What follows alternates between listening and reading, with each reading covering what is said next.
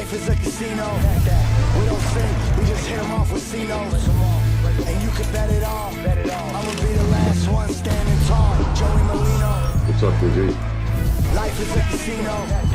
We don't sink, we just hit them off with C-notes. And you can bet it all. I'ma be the last one standing tall. Joey Merlino. With Joey Merlino. Welcome back to episode 106, The Skinny with Joey Merlino and Lil Snuff.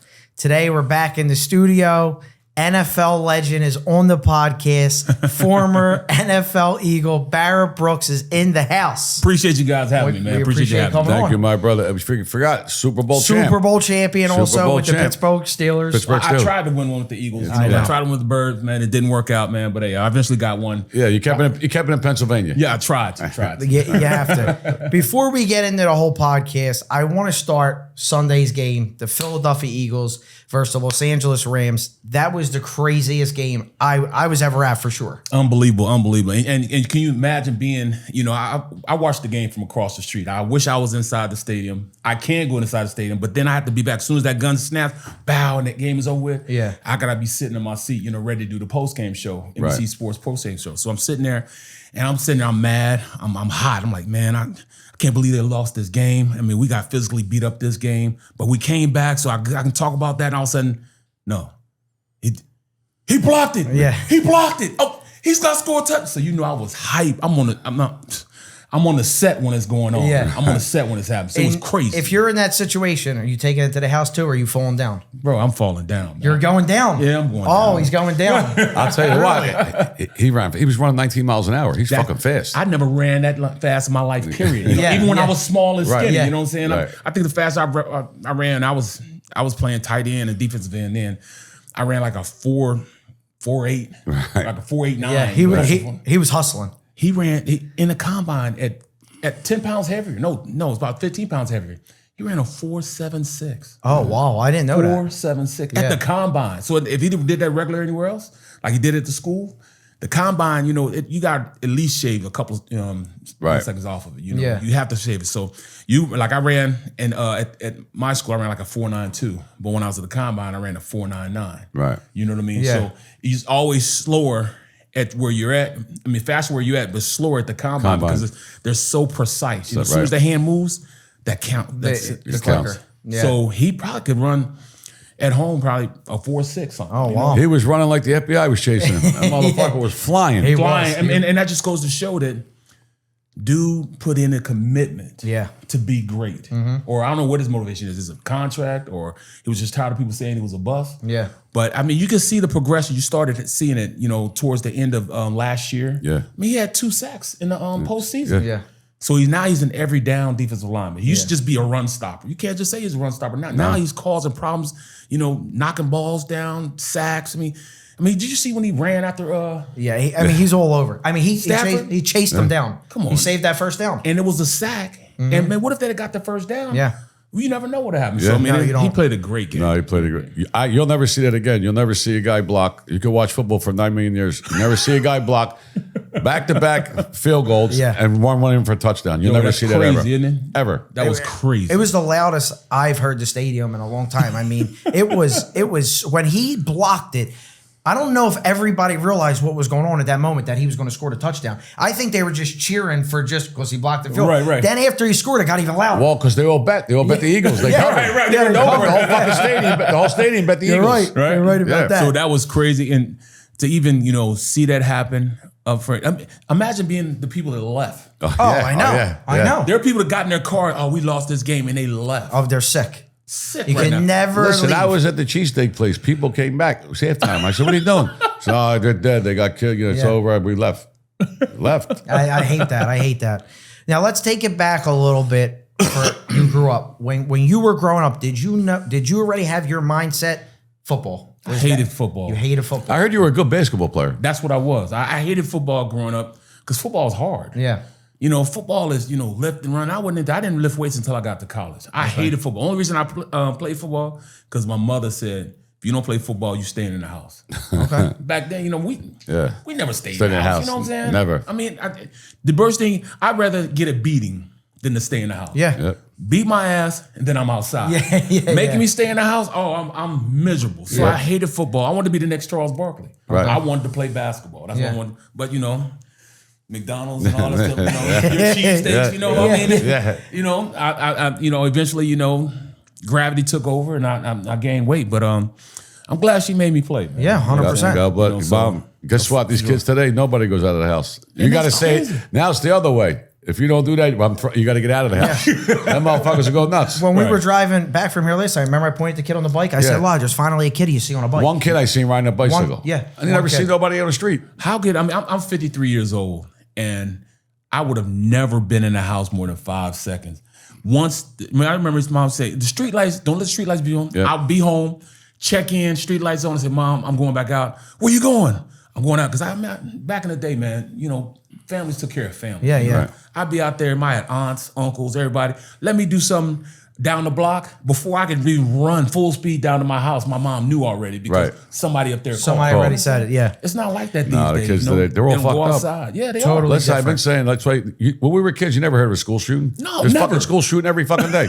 Fucking nuts. That's crazy. They're all fucked up. There's a lot. When you're growing up and now you make your transition into football, getting drafted to the Philadelphia Eagles, what was that feeling like? First of all, I didn't know I was going to get drafted to the Eagles. Okay. It was crazy because I had all these teams, Kansas City told me, "Oh, we're going to draft you in the first round." And all of a sudden, they call me and they're about to draft me in the first round. And then all of a sudden they say, "Hey, we're going to call you back." Some bitches didn't call me back. I'm pissed. Like, they didn't draft me. They drafted this guy, Trezell Jenkins, in the first round. I guess he got a contract, he got paid like a second rounder's money, so they worked out a deal with him. But with me, they knew I was going to play. This guy he never played. I never heard of him. He never played. He never played for the G. He was there in the league for 3 years and then got kicked out. So he didn't do anything. Me, I can remember the last people that worked out was the Philadelphia Eagles. In fact, it was kind of messed up because it's like 2 weeks before the draft, and I'm they called me on a Thursday night. "Hey, we're flying in to work you out." I'm like, "Okay," but they called me at like 10 o'clock that night. Okay, yeah. I wasn't even in from the club yet. Thursday, I'm still at the bar drinking. I'm in school. I'm still at the bar drinking at the bar. Me and my frat brothers, we're kicking it. I'm 3 shades to the wind. I say, "Hey, bros, I got to get home. Why? We kicking it. The Philadelphia Eagles are coming to work me out." So Bill Callahan came out and was working me out, and at the time, like, what is he, man? Why am I working out? So I probably had the best workout ever because I was still drunk, number one, but I knew I had to make it happen. Number two, you got to make it happen. So I had a great workout, and after they left, they took me to eat, and halfway through, the lunch I was having, I had to go to the bathroom. I threw everything up because I was still drunk. I threw it up. Yeah. You know what I'm saying? And they came back and sat down and said, "Hey, you needed that, didn't you?" I'm like, "Yeah, I did." Coach Callahan, I did need that. You know what I'm saying? And Gruden was there too. Gruden was like, But hey, I love your toughness. You able to go out there and work out for us. And we know we put you through it. We tried to put you. We were trying to make you throw up out there. I'm like, "See, come on, man." Now, what's the workout consist of? Like when they work you out? Well, during that time, weights, running, what is it? No, it was nothing but on the field stuff, and it wasn't like I didn't have to run a 40 or anything like Right. that. But I was doing all these offensive line drills. Right. I'm chasing a tennis ball. They have a tennis ball. They roll on the ground. I got to stay in my stand. Grab tennis ball, throw it back. Right. Move. He's doing like this. Move. And I'm all this thing. Oh, if you see a safety come down over here, what's going to happen with that linebacker over here? If that safety comes down over here, that means he's going to be covering somebody. This linebacker has to make sure he shoots back and replace. So I had to think on my feet and everything. They were just, they were pretty, intense. solid. Yeah, it's intense. It was real intense. They were pretty solid. Like, all right, this guy can play for us. So I ended up starting because I don't know if you guys remember, they had drafted Bernard Williams. Yeah. The year before in the first round. He was all world. Yeah. Baller. Couldn't stop smoking weed. He'd been great right now because he could smoke weed. Yeah. He couldn't stop smoking weed. And, he had to, they suspended him for the year. That moved me to tackle. I mean, if he'd have been there, I'd have probably been an all-pro guard. Right. Because I was a better guard than I was a tackle. I didn't know it at the time. Right. But it wasn't until I started going to other teams and they started putting me a guard. When I was with Steelers, really that's where I made that transition from playing guard, center, and tackle. I could play all three You positions. can play all three positions. Yeah. That's something talented there. The preparation to be in the NFL and stay in the NFL is a different level. Oh, no question. You just got You could get there, you got to stay there though. Well, that's what it is. It's easy getting there. I tell people all the time, it's easy getting there. The hardest thing is having there. that staying power. Yeah. I mean, this is, every kid's dreaming, and, that they wanted to play football, wanted to make it to the NFL. Yeah. It's a what have you done for me lately league. You know, 5 minutes after they sign you, they're trying to find somebody to replace you. Yeah. The ink's not even dry yet, and they're probably bringing somebody in to work out to try to take your place because they want somebody bigger, stronger, faster, and the biggest thing, younger. Because younger usually means cheaper. Yeah. Right. So, I mean, it's tough, man. But, I probably elongated my career like 4 years because, number one, I played all 3 positions. I learned, all right, I got to play center. So if I play center, I got to play all the calls. I got to learn how to snap and everything else. I learned how to long snap so I can play on special teams. They need me on special teams. Then I had to learn the plays, I had to know what both guards are doing and both tackles are doing, And then, I had to be a solid dude, what I'm saying? Somebody I didn't have to worry about, they would, send me with the rookies. I'd be over coaching the rookies. Yeah. When I was with the Steelers, I'd be coaching the rookies while, the veteran players over there going through 9-on-7 and doing stuff like that. They would trust me enough, to do that, Right. So I mean, it was cool because I had a great offensive line coach, that really helped me out. He was one of the original Hogs, and Coach Grimm, Russ Grimm, was just a great guy. Yeah, they were great guy. Yeah. They had one offensive line, the Hogs. Man, Yeah. the Hogs. You don't remember that? You were a No, I baby. was too young. Man, the Hogs. I mean, all of them, and I know them. Mays, Slurp, all those guys were, a lot of time coming back and checking him out, to the games, and then.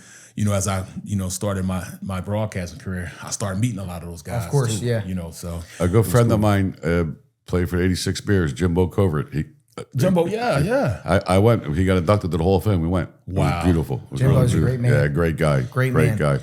What's the biggest difference playing for the Philadelphia Eagles at the stadium than playing with other teams? The passion, the fans. What's the difference? What's it sound like in there when you're on that field? It's not really. It starts before you get to the playing in the game. It's what happens before you get to the game. Like when I first time I landed down here, I am in Philadelphia. First time I landed in Philly, I was like, what is going on? How the hell are people, parking in the middle of the streets? At first, I'm like, you know what I'm saying? I mean, you got to get engrossed into the culture of what it is, and that things are different because people think differently as a fan than they. All right, my first experience, here I am, me and my old lady, she was just my girlfriend at the time, and we had our kids out, and we used to go. It was my rookie year. We used to go to this Italian restaurant down, the stadium, down by the stadium. Medora's Mecca. That might be it. Right near the stadium. Right near the stadium. Yes. Yeah, Packer I'm Avenue. talking about the veteran stadium, not the one. The vet. The real stadium. The real Yeah. stadium. Yeah, that was the real That's stadium. it, Medora's Mecca. Yeah. So I go in there, and I go for like 3 weeks straight because the food is. Oh my goodness! They had this chicken marsala. It was amazing. Yeah, amazing. You know what I'm saying? I love mushrooms and chicken. It was great. And I can remember we went there 3 weeks. I mean, it was great. I mean, the people were great. You know what I'm saying? So then we went and we lost to Dallas. I feel like I'm in the movie. I think it's Casino where they hide the jewels, right? And they take them to Vegas. There we go. Beautiful. I mean, that's what worried me, because it turns out Nikki was about to be sent to Vegas. All right, we're clear. Look at this piece.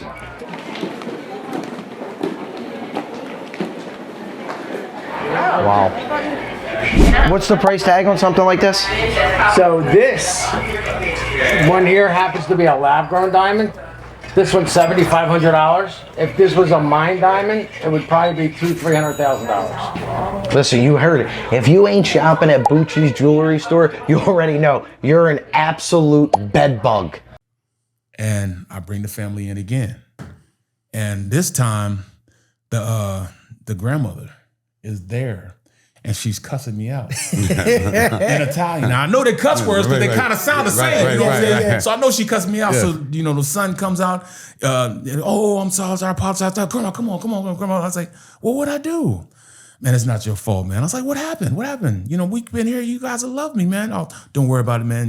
Dinner's on me. No, man, I'll pay for the dinner. You're like, well, you guys lost to Dallas today, and she bet 15 grand on it. This lady's 80 years old. She bet 15 grand on it, and we lost the 15 grand. So, so I knew the culture was different in Philadelphia because, people are mortgaging their houses to, go to games. Go to a game. And it's there will never be greater fans than here in Philadelphia. Yeah. Win, lose, or draw, we're going to cuss you out. Yeah.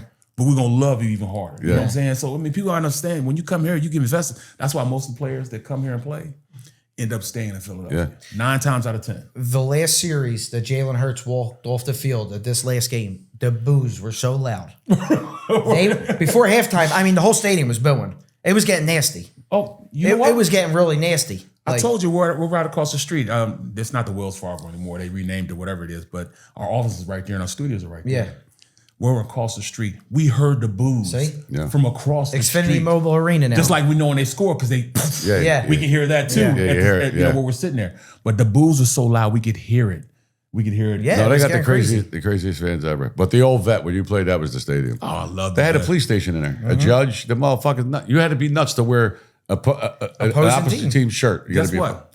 The first guy to get, it was the 49er game, Monday night game that they opened it up. The first jail. How about my wife's cousin is the first person to get He got locked up. Was he picking up for you on the field? No, he was a 49er fan. Oh, God. And I gave him tickets, and he's there with my wife and everybody, and gave him tickets. And he's up there, going off for the fans and for the 49ers. And he's there in the crowd of all these wives and the Philadelphia Eagles. Yeah. So somebody got tired of it and they go, came down, they walked from the other side, came over and started beating them up. They were fighting and he gets arrested. And so I'm sitting there, I'm in the game. I say, yeah, man. So I'm battling, so I'm fighting, you know what I'm saying? This is a great game. I forget the guy's name, he's had fingers pointed, the gloves. What was his name? I forget his name, but we were battling. And all of a sudden, I come to the sideline, we're sitting there, and a guy, Fred McCurry is a fullback. He got drafted when I got drafted. He turned around and said, "Hey, ain't that your wife sitting right there?" I said, "Yeah." But didn't that guy come with her? I'm like, "Yeah, that's my wife's." What is my wife's cousin getting arrested? He's the first person to get arrested. You That's gotta bail him out. I love it. Come on, man. In the stadium. I love it. That's crazy. a classic story. Yeah. It is. Times are different, now, especially with the game. What do you think the biggest difference is right now from when you played till today's game? I think it lost a lot of the physicality of football. It's paying more. So, I love the fact these guys are getting more money. They're paying more, but the physicality of football is just different. Just like I said, when I was sitting there, it was different from, when the guys played, before then. I could sit down and I was talking to Guy McIntyre. He was with the 49ers when they won all those Super Bowls and, he started going for him. He said those guys used to chop block all the time. Yeah. They used to, that used to be a drill. They used to post a guy up and then one guy come and take his knees out. Right. It was just a physical game. They would tell me about, Richard Dent coming and smacking guys in the helmet and swimming to the quarterback, what I mean? And clotheslining quarterbacks and everything else. Different. You can't touch the quarterback. Jimbo told me when they used to be in the pile, like breaking fingers. Oh, yeah. Fucking like crazy shit. I used to hear guys, squeal like a pig. Squeal like a pig. He's got the guys nuts. He's squeezing. Jesus God. Bro, like all this stuff now, you go like this to a guy or you know what I'm saying? You go like all that stuff. There's a penalty for everything. Yeah, you get kicked out of games and everything. We went golfing with Jim McMahon. He broke his neck in a football game and played. That's crazy, right? Yeah. I think he played for, was it Minnesota? Where did he go after the Bears? He was with Chris Carter. They were on a team. I think the Giants. I don't know where the fuck he said that mother. He's here with him? Yeah. He said, I thought he was fucking dead. Jesus. So he broke his fucking neck. That's Wow. crazy. Some guys killed each other. Oh man, it was ridiculous, man. Like I had a high ankle sprain. My last year with the Eagles, I had a high ankle sprain. I did it the second to the last game of the year. And high ankle sprain now, you're out for 3 weeks. I got, Shut up. and then went out there and played the next week, hobbling the Like it next was week. nothing, yeah. Then I left and went to Detroit. And I was playing in Detroit. And I kind of tweaked it a little bit, in not training camp, but just OTAs. And like, so they want to take pictures of it and everything, so they said, oh man, you didn't tell me you broke your ankle. I said, I didn't break my ankle, I had an ankle sprain. So no, it's broke. In fact, it's a piece of dead bone sitting right there too. So it's a different time. Different times. The ice and ibuprofen, get your ass back out there. Just go right back out there. Yeah, it's different. The feeling winning the Super Bowl for the Pittsburgh Steelers. Unbelievable. What was that like? Unbelievable. Because I know it's towards the end of my career. This is year 11 for me at that time.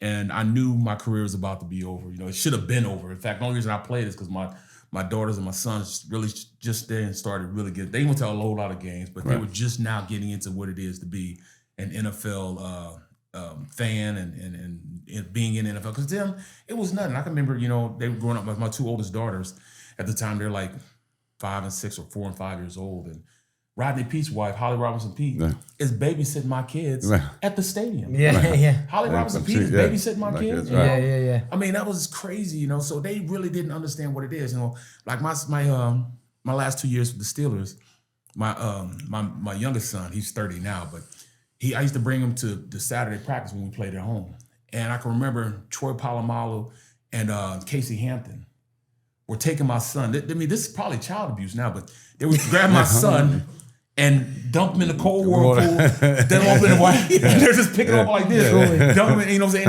That water's freezing cold, and it's hot, like burning his skin. It was, and he's laughing and having a great time. But it was just different times. Great, because so I was able to really focus on enjoying the ride. Not necessarily, usually it was the hustle and bustle, like, I just got to stay on the team. So I got to do whatever it is to stay on the team. I got to get up early, got to run. I used to get up at 3 o'clock in the morning and run because nobody else was running in my hemisphere. I feel as that was an advantage for me. So I get up at 3 in the morning, go run 3 miles, and come back and take a shower and go to sleep. You know what I'm saying? I felt better about myself because I got up when nobody else. Everybody else is in the club, and I went out and ran. Good. And I think it elongated my career like for 3 or 4 years, me doing that. God bless so you.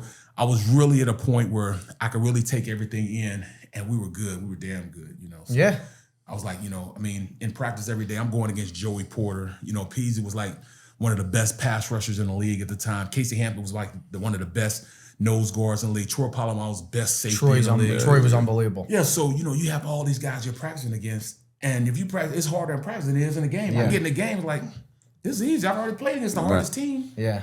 So it's easy, So I really learned, that I wanted to take in everything from that season. Jerome Bettis, he's from Detroit. The bus. The bus. We got the bus. He's from Detroit. Yeah. And we're getting an opportunity to, he said, I'm retiring after this year. Yeah. And to take him home to win a Super Bowl in his hometown. Yeah. Was amazing, what I'm saying? It was amazing, So just being able to take all that in and really, like, we all bought Notre Dame 6 jerseys, the green Notre Dame 6 jerseys. Okay.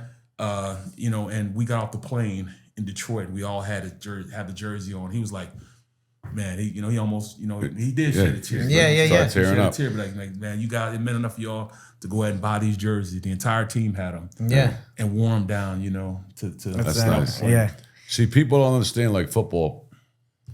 There's a lot of skill. Like, you got to be smart. Yeah. Absolutely. No, listen, people think the game, like a schoolyard, go 5 and button hook off when I throw it there. You see the way he breaks down the game? The shit. He told me something earlier. He don't even watch the bowl when he watched the game. Well, no. So you follow, how were you saying it? You follow a play? There's a No, lot of, I follow like the blocking style. I see, first of all, like as an offensive lineman, I got to find out where the mic is. So the mic, he's in the middle of defense. Where he goes, the offensive line usually has 4 down in the mic for his protections, run plays, and all that stuff. You got a 4 down in the mic. So if you're sitting there, when I'm watching the game, I say, all right, let me find the mic. But automatically in my head, I go corner, safety, corner.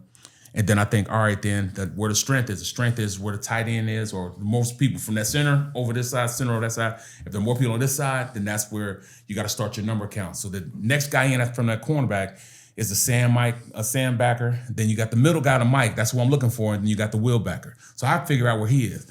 But what I go through, I was like, all right, this is how I said. All right, so now watch there. All right, I'm looking. Oh, there's my shells. No corner safety in the corner. Oh, there's a mic right here. Oh, there's Sam's right there. All right, when the ball snap, what are they doing? All right, they're gonna run. What's the line gonna do? The line gonna sit up. They gonna go like this, pass set, or all that stuff on processes, throughout the play. So I'm not really enjoying the game because I'm looking. Yeah, I'm looking at all this stuff happen, and all of a sudden, all right, then I see this guy pull. As soon as I see him pull, then I find a running back. All right, now I know where the ball is going to go then. Or I see him pull, but when I see him pull, he's not pulling like he's going to hit somebody. He's pulling like he's going to come out. Oh, that's a waggle play. This is a pass play. So then I look up and say, all right, where's the ball going to go? Well, they pressed over here because I saw them press over here. So as they press over here, if they're going to try and bring somebody to the top, that might be open on that side. So then I look, all right, let me look. Oh, there it is right there, the ball. And all of a sudden, boom, That's the ball wild. is right there. That's wild. And that's in seconds. You got to think all that shit. Yeah. But to me, I've been doing it so long. It's Comes easy natural. to Yeah. I couldn't remember that playbook What? for anything. Right. Nothing. I can't read it. You don't even know what the fuck he said. Just Yeah, I could never do that. Whatever. Ever in a million years. And I started out with the dude that, he's freaking crazy, man. Like Gruden, his play selection, man, 322, wide stick nod.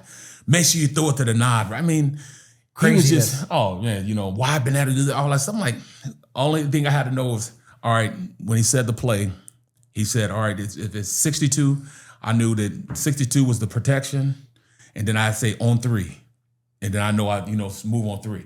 We just had to know what the line is going to do. So what the play was itself would tell us what to do. But the guys on the outside, I don't see how they did it because they got to do this, and this, and that, this, and this, and that. Yeah, it's a lot. It's like a dissertation. It's a whole paragraph that the quarterback's saying in the huddle. And then they come out. I'm like, no wonder you guys are confused. You know what I'm saying? Yeah. No wonder why you're jumping off sides. Right. You don't know what's going on. So now that everything that's in the media about the Philadelphia Eagles with the Tush Push, how do you feel about the Tush Push? Man, I think it's just hating, because we're great at it. I mean, Right. It's going to get to a point where, all right, if you can kick a 65-yard field goal, you're no longer going to be able to kick a field goal because you're good at that. We're going to take that away from you. Right. That's what it is. Because we're great at it. And it's not like they practice it. You know what I'm saying? They practice the play. Yeah. It's a technique to it. Yeah. Others have tried to do it, but they can't do it. Yeah. So because you can't do it, you're going to stop us from doing Right. it? Jim Kelly last year couldn't do it. Remember Yeah. he tried to do Right, it? that's right, yeah. I mean, listen, they got Fulham, they got everything. Go do it. Right. They can't do it. And the guys that are at the bottom of the pile, they got to be getting beat up under there. Right. I mean, if you look at it, that's the last play that Lane Johnson played in last week. So they're going to say, oh, your own guy got hurt on that play. Right. And that's going from this point on, they're going to say they're going to outrule. So this will be the last year we'll be able to do it. I think it's Yeah. going to be last year. Yeah, the refs don't know how to officiate it. No, they don't don't. know what the fuck's going on. But like you said, because they're good at it. Yeah. That's the issue. And plus, when you look at it, it's so hard to see because the reason it's hard to see because the defensive line are lined up off sides every time. Yeah. But then you got to look at the center. The center's head is Center's probably over the ball too. You know what Yeah. I'm saying? Everybody's offside. Right. Yeah, everybody is. Yeah, Yeah, it's everybody's crazy. offside. You're right. Shit happens. When you're in need, there's only one company to call. FSW. First State Waste. 302-376-1000. The official porter potty of Skinny Joey's Cheesesteaks. When you gotta go, you gotta go. So I mean, it's just a tough play to really stop. Number one, it's a tough play to stop because they're at a clip of like 80% Yeah. when they do it, and it's a weapon for us. Yeah. But don't hate us because we're great at it. You Yeah. know? Yeah, that's Find a way to all. stop it. But Yeah. they don't understand. All right, they're gonna outlaw that. They're just gonna fucking run. Yeah. QB sneak. Yeah. They're just not gonna have nobody push. What makes that play work is number one, you got a quarterback that squats 600 pounds. That's number one. But number two, all he has to do is fall to his left side. That's 700 pounds. And just go. Yeah, that's 700 And then you got pounds. Barkley behind you. He squats 600 pounds. Yeah. He's pushing him. Yeah. Right. So so when you outlaw it, you say, all right, he can't push. So Saquon can't push. Now. Right.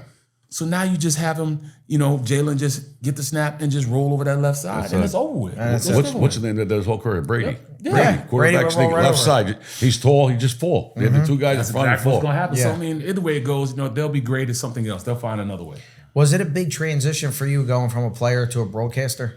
It was because I didn't want to be in front of the TV. You didn't? No, You're a natural. No. Yeah, I when I first retired, I went back to school, and I got an MBA in healthcare administration. Oh, good for you. Because my wife, we're in healthcare. My wife owns a nursing agency. We own a nursing school. Oh, beautiful. So I wanted to, help out with that. Well, I went in, I worked there for 6 months, and I realized she's the boss there. Yeah. You're good. I'm out of there. You know what I'm saying? I'm out of there. She boss. She tell me, hey, at home you're the boss, but in here I'm the boss. Yeah, Okay, I'm the yeah. boss. You know what I say goes. I mean, that's what I had to do. The right. board of operations. She knows she's a nurse. She's got a doctorate in nursing. She's got 2 MBAs in nursing. You know, so I can't say anything about that. So you know what? I called Baldy. I said, Baldy, man, I need to get back into this football stuff, man. He said, hey, well, come on up and watch film with me. I'll go up and watch film with him. And that day I said, you know, I want to do an internship here.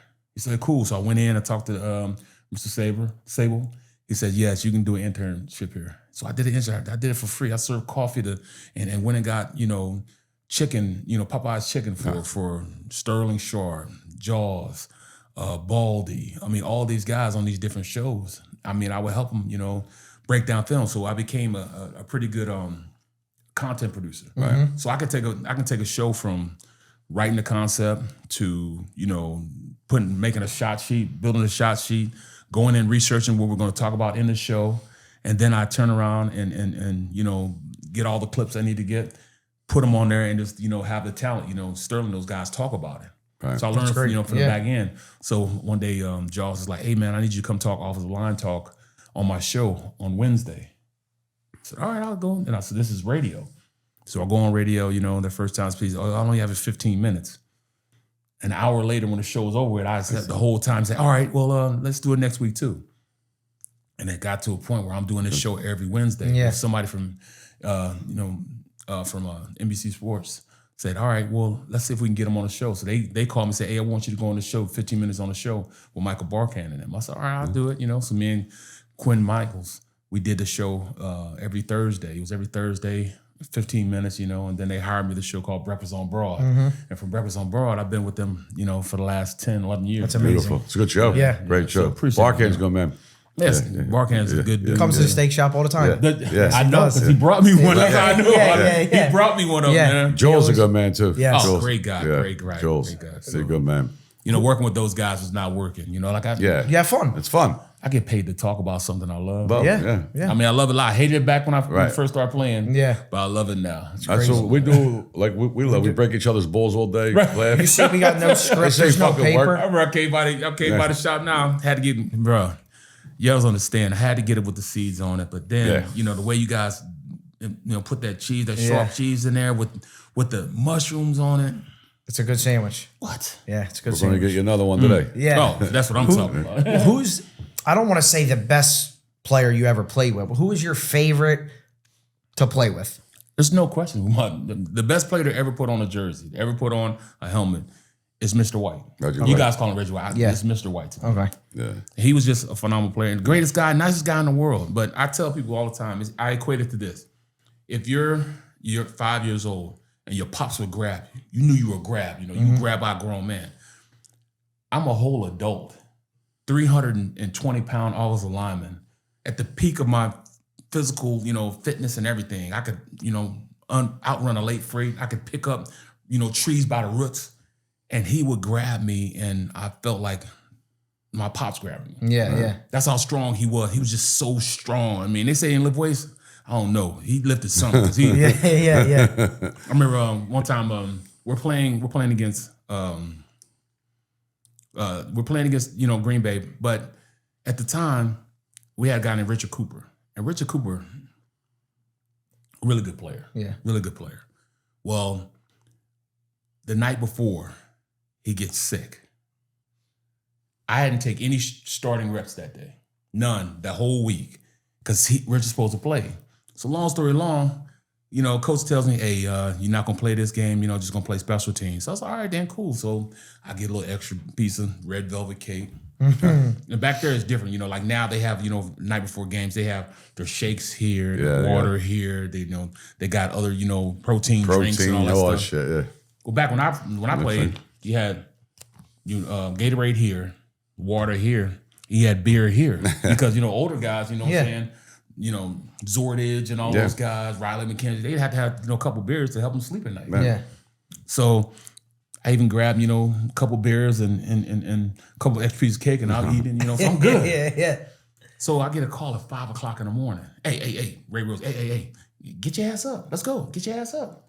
What's up, coach? Get your ass up. You got to play. I'm like, what's going on? Cool. I said, cool can't play. I said, what's wrong with him? He's sick or something? Hey, don't worry about it. He got Reggie-itis. He's cool. He got don't worry about it. You playing. Let's go. So now I'm starting against Reggie White because of Reggie-itis. Right. You know what I'm saying? Yeah. Long story, I'm out there battling. I'm giving it all. I'm having a game of my life. And Reggie's telling me too. Mr. White's telling me, hey, that's a great block there. That's a real good block there. Hey, that's a great double team there. It's 2 minutes left on the clock. We have the ball on our side of the 50. He comes and hey, get ready to go because I got to go hard now. I'm like, what? You got to go hard? I had given every ounce of my physical being the plays before. Yeah. Now he's saying he's gonna go hard now. Oh my God, it was bad. A sack and a half later, forced fumble. Yeah. They get the ball. They go in and score. We're winning 7-3. Right. They end up beating us. Wow. 9-7. Yeah, he was a great player. Oh, great player. God rest his soul, poor guy. Yeah. Well, he's got sleep apnea, right? Yeah, from sleep apnea. Yeah, you don't play around with stuff. Man, I tell people all the time, you can't play around with stuff. No, because your heart stops. Yeah. Stop breathing. Yep. And it was multiple times. You got to wear that mask, man. You got to wear it. Got to take care of yourself. He's got sleep apnea. You wear the mask, man? You got to wear it. I got tested one time. I got to go back. I got a lot of problems going on. Yeah. Dude. He's 33. He looks like he's 80. Yeah, I look good. Don't let him fool you. All right, hair's still good, skin's still good. Right. The inside's bad. I got bad pipes. Well, you got to take care of that, man, because I just beat cancer. I got a stem cell transplant. Right? Stem cell transplant. June 4th. You know what I mean? So I had smoldering myeloma. But I went in, I made sure I got tested. You know what I'm saying? You got to make sure you catch it before, you're good. Yeah. Right. So I caught it early enough that it didn't go into multiple myeloma. Right. Yeah. So, I beat that shit. I'm good. I'm straight. You know what I mean? God bless you. But you got to make sure you go get that tested. You got to get tested. You got to go. I lost 100 pounds, so I don't have sleep apnea. Right. Yeah. So, you got to do it. You got to do it. I got to ask you another question. Greatest quarterback to ever live? The greatest quarterback to ever live, he had to be Tom Brady. I hate him. He's cheated me out of the Super Bowl. Yeah. The year the Eagles played in the Super Bowl, it was supposed to be an all Pennsylvania Super Bowl. Yeah. Like at that, we were. This is Ben Roethlisberger's rookie year, and at the time, we had Maddox was starting quarterback at the beginning of the year. So he started the first game. Maddox balled out. We won the first game. The next game we played the Ravens. And now this is, it's a great Ravens team. They got Ray, they got everybody, Siragusa, you name it. They got a squad. We play them, they knock Maddox out the game. The kid comes in, balls out, but we still lose, you know what I'm saying? But then he becomes the starter. Ben becomes the starter. He's still Ben Roethlisberger right now. Right. Yeah. He goes off, 14, 15 games in a row. Balling. Yeah. Balling, you know what I'm saying? So we're thinking, hey, we're going to the Super Bowl. We get to the championship game. And we had just beat them early in the season. We beat the hell out of them. We beat the hell out of the Eagles. Yeah. You know what I'm saying? And we get to the championship game. I just know we're gonna win. In fact, I went out, bought me some new clothes, to put on so we can go down to Jacksonville. Right. I'm like, oh, we straight. We gonna beat them because we already beat them. And then we hear, the night before the game that, 15 guys on their squad are sick, from food poisoning. Right. Oh, we're going to beat the hell out of them. Man, they came out, and I can remember being in the huddle, and as, the quarterback coming in and sitting down, I can hear them saying, hey, draw play. And then Ben goes, da-da-da-da-da, draw on 2. I'm like, how do you guys know the plays? Oh, they go on the screen. They knew every play.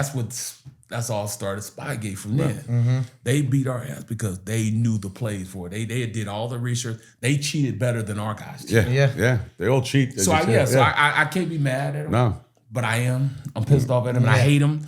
But they were just they were a better cheating team than us. Yeah. He might be the best quarterback ever. He's the GOAT, no question. Yeah, he is right now. I don't think nobody ever come near. No. 77 rings. I was. They had a thing. I was reading on the internet. Forget about stats. He's got more rings than franchises. Right. Yeah. Yeah, he does. I can't think of some of They- them. like- Some of them were crazy. If you Steelers got 6 Super Bowls. They've And he's got 7 rings. yeah, He's got 7.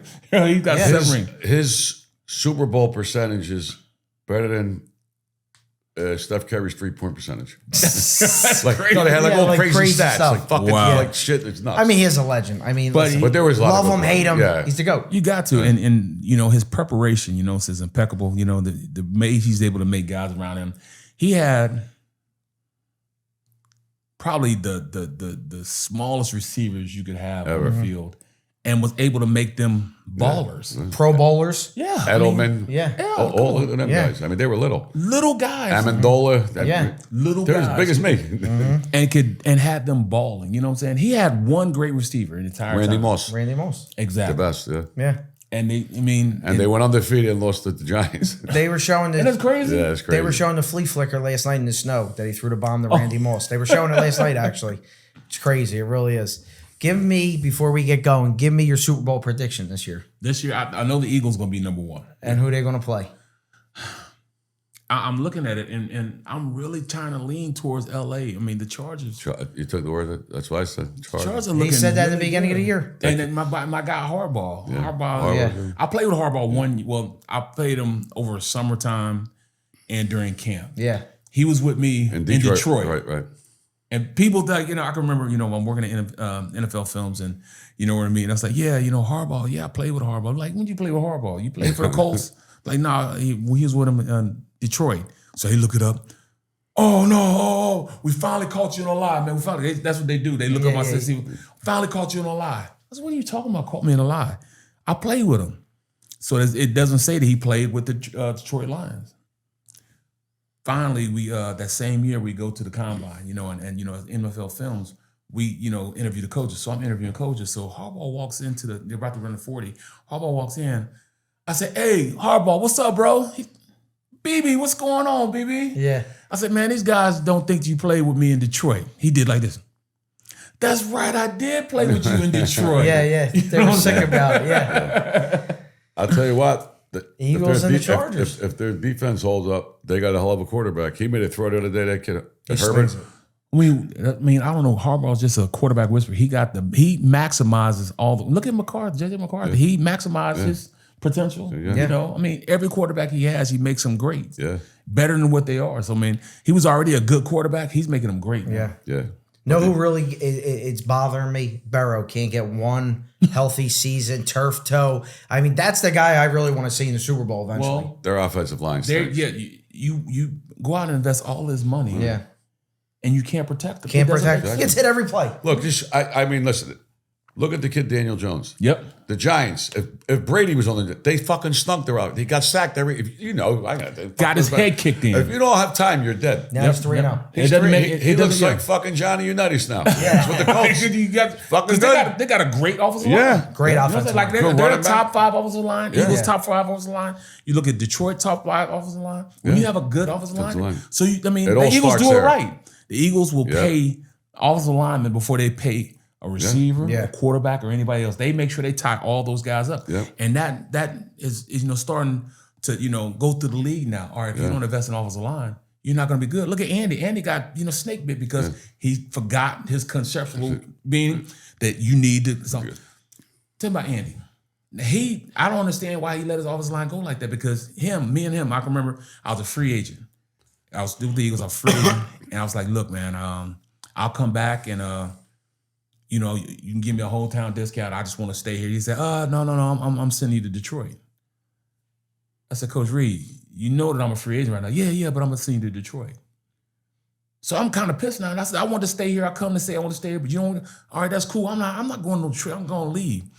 Well, 2 weeks later, when I signed with the Detroit Lions, he'd already made a call and said, they wanted me and they were going to get me there, and they got me there. You know what I'm saying? So he helped out. Here I am mad at him, but he got me a deal. You know what I'm saying? A deal. He got me $125,000 more than I would have gotten anywhere else. Because he made a call for me. But just thinking about Reed, the reason why he didn't sign because he was going to get what's his name from John Runyon. Right. He went and got John Runyon. Yeah. So they were already negotiating a contract with John Runyon. So Right. Like he you knows said. how to take care of the offensive line. That's what he did. So I don't understand why he didn't do it here. You don't have offensive line. You got no shot. you It all did. starts there. Yep. You don't have a shot. How was Ray Rhodes? He used to love the OTB. We used to go down there. All He the loved time. horses. Yeah. All the time. He would be the turf club was his Turf club spot. every day. Every day. He was in the turf club morning gogs. Yeah, right, no question. I'm not lying. Dogs and my father's there every And day. they he were was every there. day. Yeah. That mean he loved the turf club. I mean, Ray was just Ray's a great guy. Yeah. Good man. Great. I can remember. I got stories on. I had a long career. But Right. Coach Rhodes. I can remember it's my rookie year, and I hit that wall like week 13. I hit the rookie wall, and I'm pissed off. So I go out and we're practicing. It's cold outside, and remember at the time we had those fields out there. They put dirt on top of Yeah. the cement, and we're out there practicing. So I'm out there practicing, and bam, I break my thumb. In fact, my thumb still messed up now. Look at that. It broke. Yeah. So I broke my thumb, and I was like, it was cold too, and I didn't want to hit nobody. And my coach, he just kept on trying to dog me out because he wouldn't dog any other players out. He was dogging you out. Because I was the youngest, but he had like Guy Mack and all those guys. Those guys are perennial Pro Bowlers. Riley McKenzie, one of the original Hogs too. He can't yell at those guys. Lester Holmes would have ripped his arms off. So he ain't gonna say anything to him. So he be trying to dog me out like I'm playing left tackle. He's telling me, he's cussing me out for what the right guard is doing. So I'm out there, I just totally snap. Totally snap. I said, I'm gonna fucking kill you. I'm gonna kill you. You better get away from me. I'm gonna kill you. And then, I'm chasing, Callahan around. And they grab me and radio tell me, take it in. It's like, 30, practice will be over in like 30, 45 minutes. Take it in. Go to the locker room. So I'm like, dang, he cut me. So I'm going to the locker room. I get into the locker room. And then I'm going in, I start packing my stuff up because I know he cut me. And then as I'm coming in, all these idiots, Ricky White, ooh, he cut you. Cooper's like, oh, you're getting cut all the way. I'm pissed, you know what I'm saying? I'm like, man, get on, man. Just leave me alone, man. So so we had meetings right afterwards. So everybody's going to meetings and Ray Rhodes comes to the locker, what you doing? I said, what you mean what am I doing? You just fucking cut me. What do you mean I'm doing? No, get to the meeting. Just come talk to me afterwards.